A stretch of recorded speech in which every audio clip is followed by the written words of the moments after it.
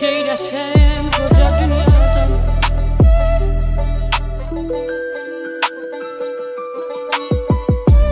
Bir gün köç eylesin koca dünyadan. Gözümü isteyli son anlamasın.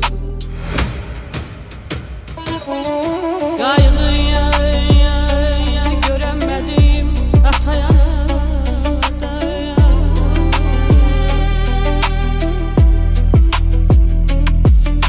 Kaygıya göremedim ataya da. O tayda uyuyan anam ağlasın. Gerip bir yer diyarda yaz olan çiçeğe.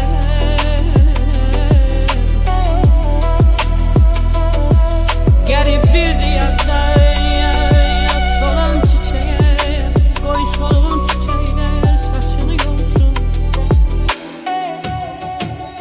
Karanlık dünyamı bürüyen dakika.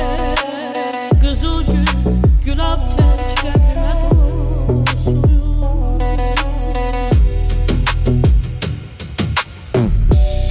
Bulutlar çaklaşır.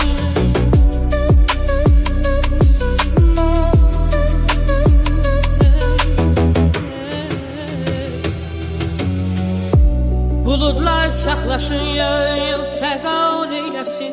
Şimşəklər torpaq yarıb dağlasın, dağlasın.